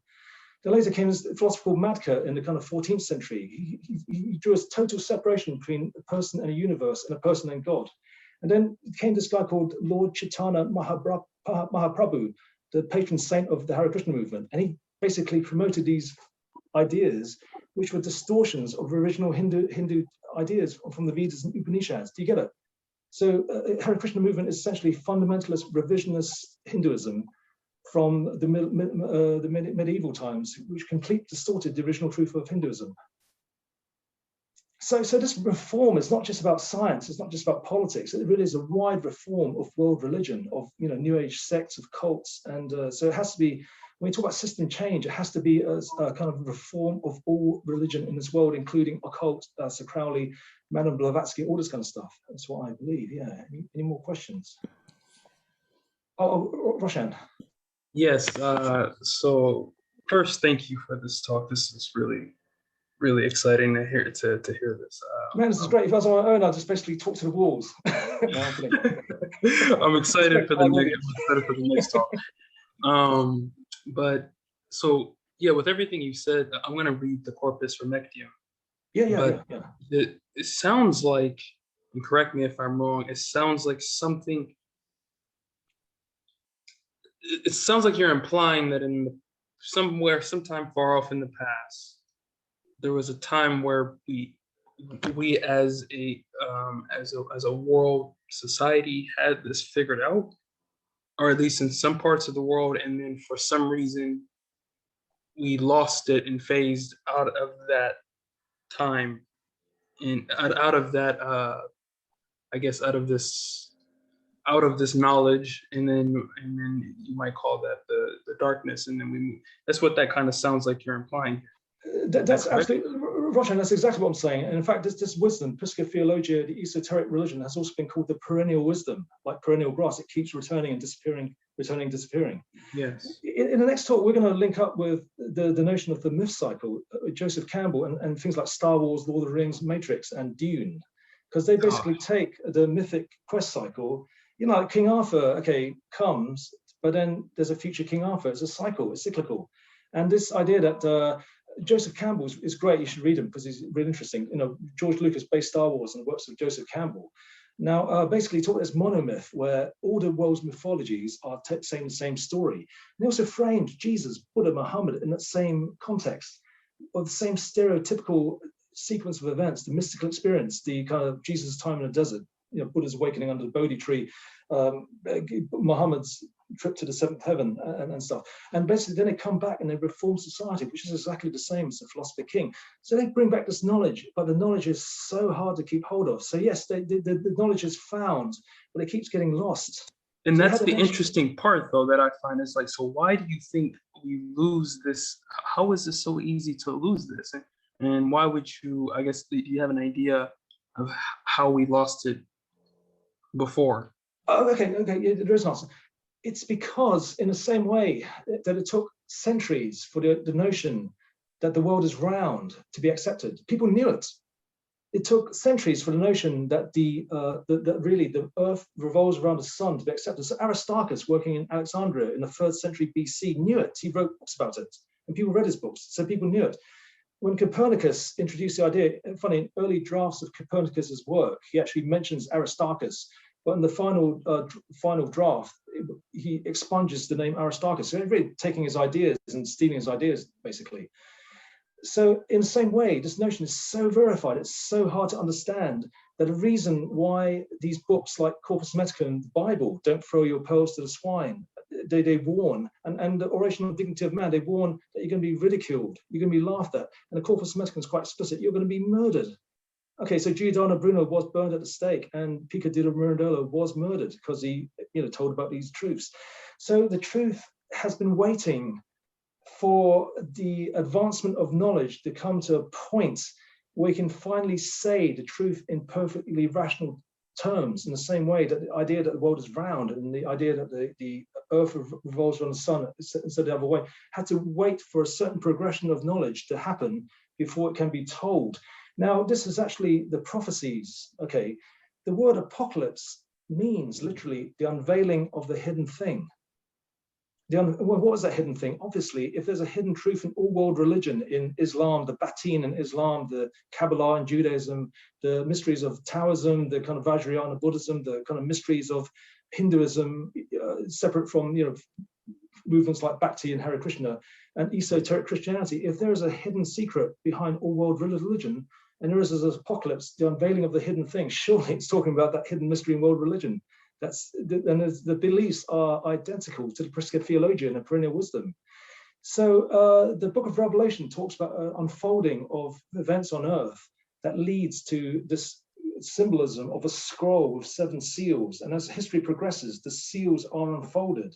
And then at the time of the great happening, the scroll is revealed and the truth comes out, and that is historic apocalypse, the unveiling of the hidden thing. Now, I believe that the progression of science, which came, describes in the next talk, from the Corpus Hermeticum, people like Francis Bacon, the Royal Society, the midwife of modern science, was derived from a Freemason meeting group called the Invisible College, whose patron saint was Francis Bacon. You get it? So it's basically Corpus Hermeticum implemented, created modern science. And then modern science progresses knowledge of the universe, ourselves, and everything to lead to the point where we can finally explain the truth of the Corpus Hermeticum, which gave rise to science in the first place. Beautiful, isn't it? Mm. In fact, look, this is incredible. I thought of this a few weeks ago. Look, the Renaissance never quite happened. Now, let me explain that. Look, the Oration on the Dignity of Man, I'll tell you what it is. The Oration on the Dignity of Man, it's a book that's about religion, but it was also a book that was a reference to another book called the 900 Theses, okay, which was the first comprehensively banned book by the Roman Catholic Church. The Oration on the Dignity of Man, this very important work, the Manifesto of the Renaissance, what it's saying is basically, it's an invitation to a disputation, a kind of debate with the wise men or the clever people of the Vatican, the Catholic Church. And in it, he says basically, look, in the strident tone, the last paragraph, he says basically, Pico di Mirandola, okay, there's a great many things I know. There's a great many things I know that other people don't know. Let us join in the debate and I'll show you these things. Let the trumpets sound as for battle. Let us join in the debate. Now, the debate never happened. Pico di Mirandola invited all these scholars from all of Italy to debate. It was banned by the Roman Catholic Church. And the ideas went underground and was championed by organizations like Freemasonry and Rosicrucianism. Okay, so even though the Renaissance gave rise to the modern world, modern science, all these revolutionary movements, it never quite happened. And the really dramatic narrative is to say that in our lifetimes, in the 21st century, we can realize the true, bona fide, real deal, genuine apocalypse through the progression of science and fully realize the aims of Pico di Mirandola. We can fully manifest the Renaissance that was never quite fully born during the Italian Renaissance. Isn't that a powerful narrative? That sounds amazing. That sounds amazing. Yeah, oh man, it's like you need narratives, because people know stories and people follow. Yes, exactly. That is mind blowing, isn't it? And the really powerful thing about this message, we understand that Prisca Theologia, the perennial wisdom, is identical to these other, esoteric cores of world religion. It's not just for Europe. So this is quite a Europe-centric talk. It's actually universal, and we actually.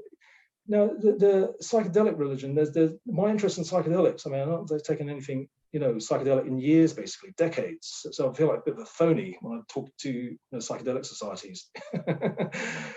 Now, my interest in psychedelics is basically quite large doses on certain psychedelics like LSD have God trips. You have experiences of being one with the universe. And these transform your life, and you basically spend the rest of your life trying to either chase it, which is not a good thing because you basically destroy your mind, or you basically try and understand it and try and bring it back into the world. So okay, in terms of the universality, all world religion, but then it connects with this psychedelic religion. But then you really realize that indigenous religion, shamanism, indigenous religions in Africa, South America, it's the same truth. How's that for universal? So yeah, it's powerful, it's mind-blowing, but it's really, I think it communicates in the right way with this fusion of science, with this kind of fusion of, kind of politics, kind of science, and the situation in the world today. I think it needs to be really fine-tuned, it needs to be honed, it needs to be communicated in such clever, interesting ways, stories, kind of all kinds of people need to promote it in their different kind of contexts. Obviously, to communicate to the world of Islam, it's going to take young Muslims to do it, and to China, obviously, Chinese people versed in Marxism, Taoism, Confucianism, and obviously India, you're going to need young Indians to do it in India. So it is a powerful core message that can really, kind of communicate to, it won't be accepted by all people in this world, but it can really penetrate into vast numbers of people. The really incredible fact is that, okay, 2 years ago I read, and this is corroborated fact, 41% of all the people on this planet 2 years ago are under the age 24. That's incredible, isn't it? 41% under age 24, and there are going to be lots of unemployed 24 under, young people basically. And there's going to be another 2-3 billion people appearing on this planet, and I can tell you a fact: these are going to be young people. And these young people are going to inherit a kind of, the ecological disaster. They're going to inherit climate change, future pandemics, and they're going to be looking for something different from the old ideologies that are causing division, war. They're going to be looking for something new. So there's kind of old fogies like me talking about these kind of things, but there's a kind of huge wave of people. Okay, older people who are seeking, who basically, exposed these ideas in the 60s and the early 70s. They might have grown up in cults, might have grown up with Aleister Crowley, but they're seeking. And I think basically, even though these ideas seem really kind of quite, it's a paradigm shift. Okay, basically, these ideas will be rejected. People will laugh. People will basically really think this is crazy. That's the nature of paradigm shift. It's going to be surprising. But you see the logic behind it. When you have the weight of history behind you, when you have the weight of rationality and science behind you, that's a really powerful combination. If you can actually address in the way to the problems of this world, climate change, ecological catastrophe, then that's a pretty powerful combination, I believe. Okay. Any other questions? Go ahead. So whoever wants. Any other questions? It sounds like you're advocating for pantheism. Sorry, who said that? And what would you say? Advocating for what? Pantheism, like Spinoza and Giordano Bruno.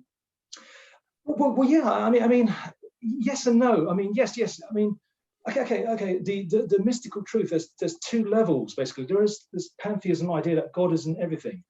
Yeah, God saturates everything. That's very Spinoza. I mean, that's very German romantic philosophers, Wolfgang Goethe, all these kind of people, Schelling, nature mysticism, God is in nature, God is in the universe. There is that. There is another mystical idea.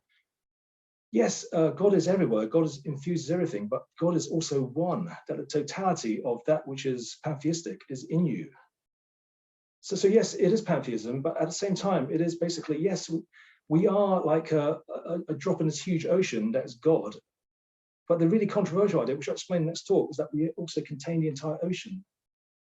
So yes, it is pantheism, but it's something which is far more extreme.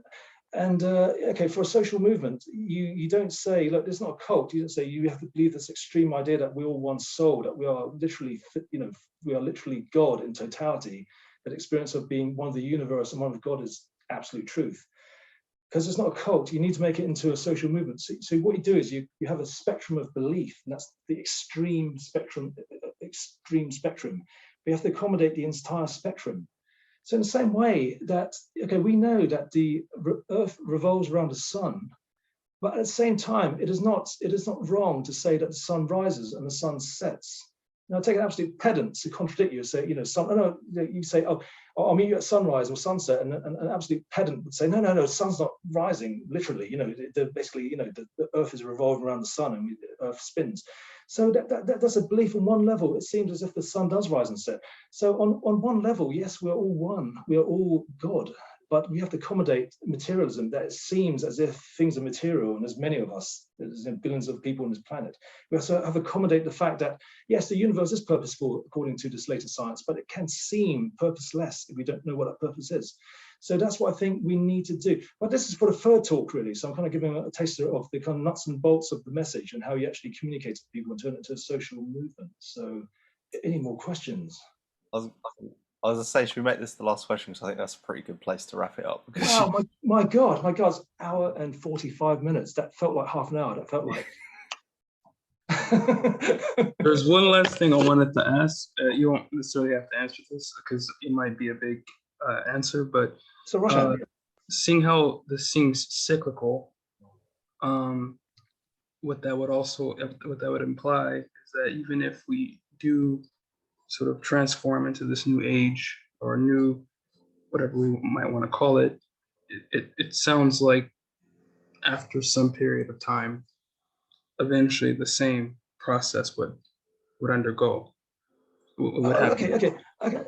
It's cyclical and it's linear at the same time. Again, this idea of like the spectrum of belief. Okay, what I believe is basically, okay, there's been rise and falls of civilization, and it seems like a Sisyphus pushing that stone up and then it falls down, pushing that stone up and it falls down. But what it is that basically there comes critical junctures where we arrive at a phase change. Okay, in the same way the cell works, the cell that's found in plants and animals, and basically you have the basic design, and it's honed, and it's basically that same design is basically propagating all over the planet. All the trees and all the animals have that same basic design and DNA and stuff. And I think that this notion that eventually society, humans organize to a point, a planetary level, where things have arrived at that point of stability, and you might use the word perfection. And then from there, the next phase is to the stars. That same basic design then propagates to other planets into the galaxy. But then, okay, then the truth is lost, but the truth is not lost in terms of the societies then collapsing back into decay. In the same way, the cells, animals come and go, species fall and die and stuff, but the cell structure remains the same. So the basic societal organization has been perfected. But then it's Star Wars. It's there's organisms whose bodies are the galaxies, thinking, what is this mysticism crap? What is this force stuff? I don't believe in the force. Do you get it? Yes. So on a societal level, things are stabilized. Now, what is the end? The end is when all matter in the universe becomes this cosmic Christ, this celestial Buddha, this universal Vishnu. That is the end, when the entire universe becomes a single organism, realizes, oh my God, I am God, has a final enlightenment, but then also realizes my physical body is also the entire universe. And that is the end. That is God emergent. That is the end, but that's also the beginning. And then cyclically, it begins again. Did you get it? So the other thing, that's fucking mind blowing. Well, man, Roger Penrose won the Nobel Prize recently, for physics, and he advocates the cyclical universe. So Einstein followed the cyclical universe, but he abandoned it because the empirical data then didn't support it. But the recent stuff to do with dark energy has brought back the cyclical universe back in vogue, which is great because it's exactly ancient cosmology, ancient kind of mystical cosmology. That's another kind of teaser from the next talk. Okay, so does that answer your question? Yes, thank you. Wow, that's 1 hour 40. That's 1 hour 50 minutes. That's incredible. That's really well, guys. Thanks. I mean, that's amazing. I don't have to drive home. I don't have to, I don't have to make my way to a hotel, and this is great. We'll do more of these. We'll maybe have them next week. What do you think? What do you think, Sam? Yeah, I've got to check my thing because I've still got some assignments and stuff, but I can have a look. So we're going to do one really soon. So keep a look on Facebook and my social media, and we'll do the next talk, which would be this complete synthesis between science and religion. We will do that next week or at some point really soon. Okay. So thanks for tuning in. Thanks for being here. Thanks for being here with me in my spare room, and and we shall, any questions, just write, and I'll try my best to answer. We'll come to next talk and ask any questions you have to ask. And great, fantastic. So thank you. Bye. Thank Thank you. you. Thanks. Thank you. Thanks for